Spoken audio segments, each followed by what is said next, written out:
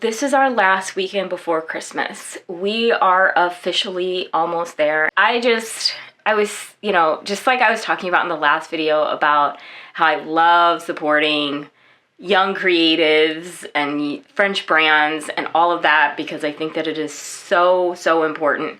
I have 2 French brands I want to show you, particularly one that is done by a young creative, and I'm just so impressed by her. The founder is named Sarah, and this is one of her signature styles. So she makes the dress in tall and petite, and this is the dress, and we're going to put it on, okay? You all, this dress is made so well. She makes it in her atelier. Look at that stitching. Can you see that?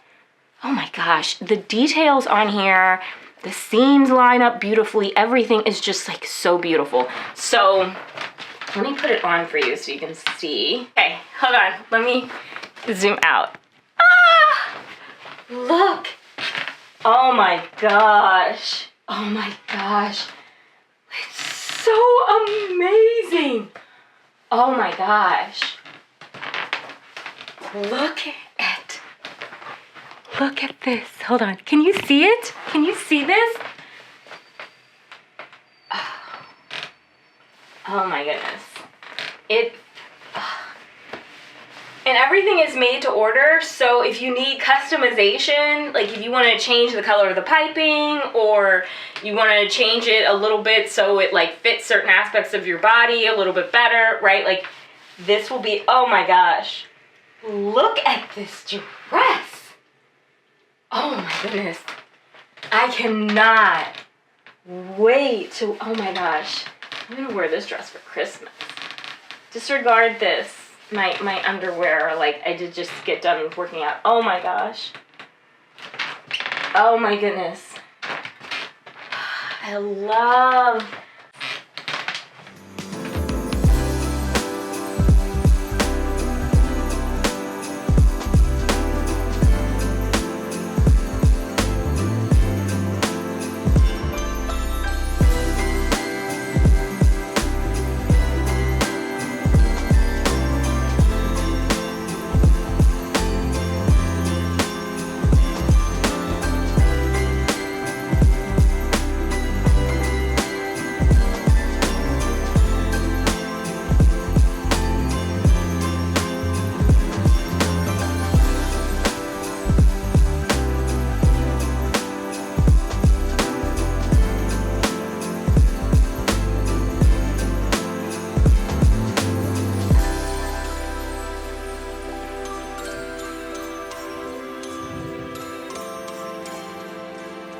Cuckoo, how are you doing today? So, I hope that you had a wonderful holiday, ate lots of food, etc., etc. I know I really did. I had just like a great holiday, and we are T-minus, I don't know how many days to New Year's, and I've been thinking a lot about how I wanted to finish the year, because I think very often we think about how we want to start the year, but then I heard this really great sermon, and I was like, it was all about like, how do you want to finish the year? And I thought, that's a really good point. How do I want to finish this year? And I want to finish this year strong. So I have had this book for a really long time called The Artist's Way, and I haven't read it, but I finally decided to start reading it. I'm currently on week 2. I'm moving quickly through the book. It's supposed to be 12 weeks, but your girl, my stomach, sorry, it's whatever. Your girl is hustling, and I love it. I've really felt the need to get just to be creatively inspired again, and I've struggled for a long time with my creativity and what that means and what that looks like and whatever else, and this book, even just 2 weeks in, is really, really helping me. It's just really, I don't know, it's encouraging me to look at my creative skills not like they're a burden, like they're not serious, but like they are me, and they are a gift and it's something to really be valued. And so I'm just thinking about that and what that means, and it's energizing me. So if you are, even if you don't consider yourself to be a creative person, I think that this is actually a really, really great book. I really like this book.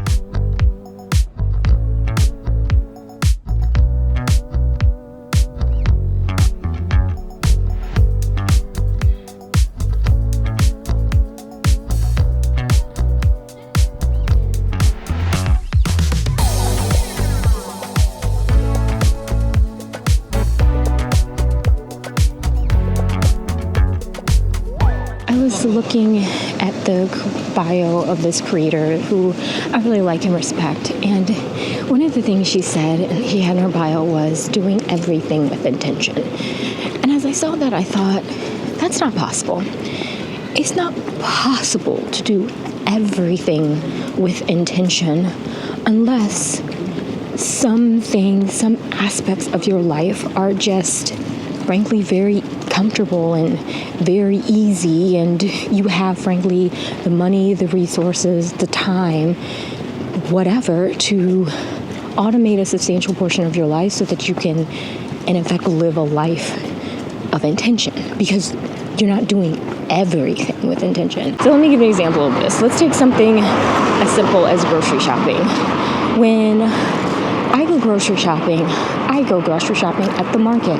At the market, there are a bunch of different sellers, and I'm able to price out what the best price is. Inherently in France, food is considered a human right, so it's not going to be ridiculously expensive. I can always afford it.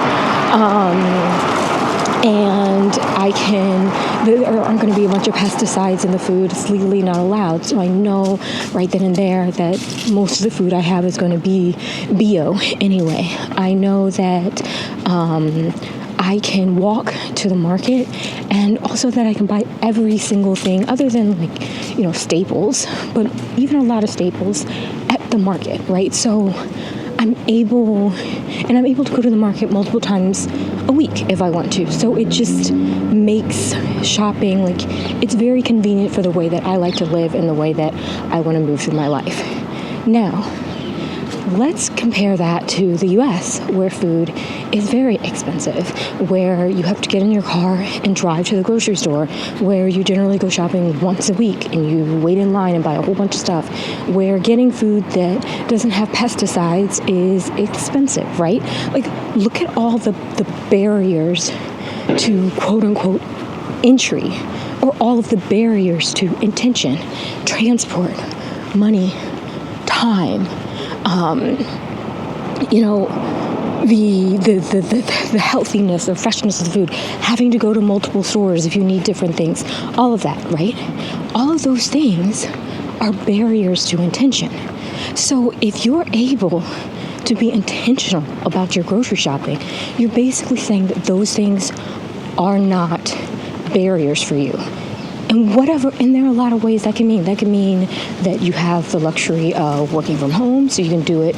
You have the time. Maybe you have a flexible job that's more creative, so you have, that freedom of time. Maybe you make a lot of money, so you have the money. Maybe you order all your groceries delivered, right? Maybe,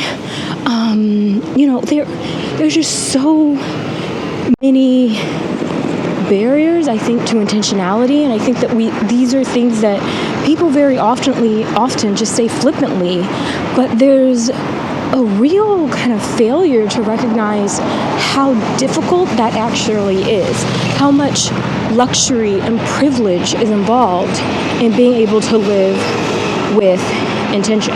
So I was thinking about this because I was thinking about how I'm going to finish the year, and also how to start the year, and just, the concept of intention, and how there is so much privilege built into so many of these small little sayings and things that we have, and being more cognizant of, even the small things that I have to be grateful for. I think seeing the beauty and seeing the gratitude in more of the small things, because it's going to be so easy to think about, to focus on the miracles that we got, the miracles that we didn't get, and letting all of that be a distraction instead of keeping our focus on the fact that like the here and the now and just being grateful for what we have.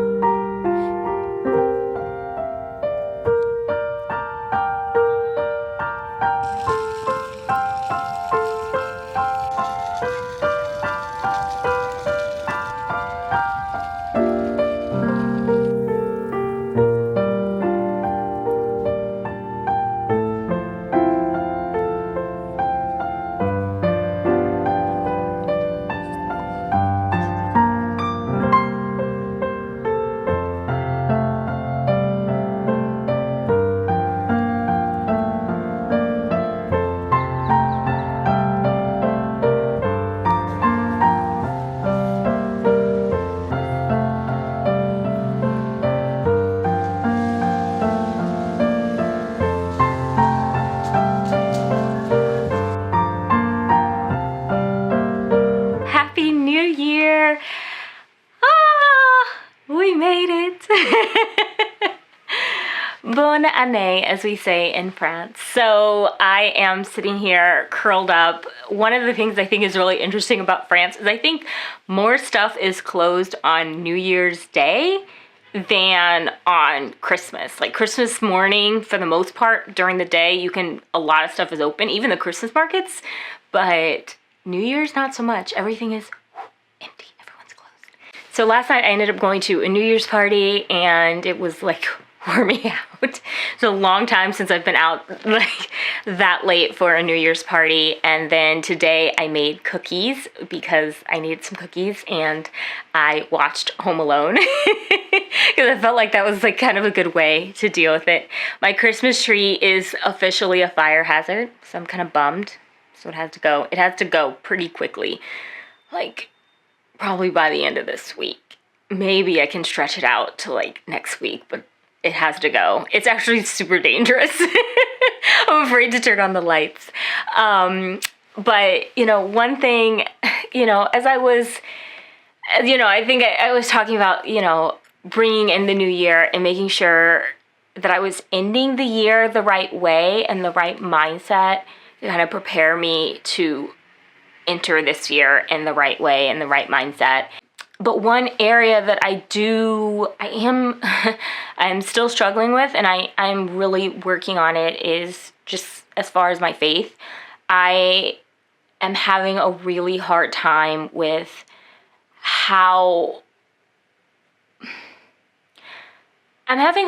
what I'm seeing in the US and the fact that the church is not speaking up about it, because I do not believe that, it's that I know what I am seeing is not biblical and it's not in accordance with God, and it bothers me. It bothers me that I'm saying that, and it bothers me that people are so silent, and it bothers me that so many people who say that they're Christians are celebrating it. And yeah, so I have been dealing with some faith, not as far as my faith and trust in God, but as far as my kind of view on the church and the role of the church. And it's just given me a lot of pause. It's given me a lot to think about. And it's something that I didn't believe that I'd have it all like wrapped up in a bow by the end of the year, because life isn't like that. But it is something that I'm going to frankly be spending probably the year working through, and that's something I think that is going to be a part of my year. So anyway, that's something I am we will see how that shapes up. But with that said, I hope that you have enjoyed this video. Happy New Year.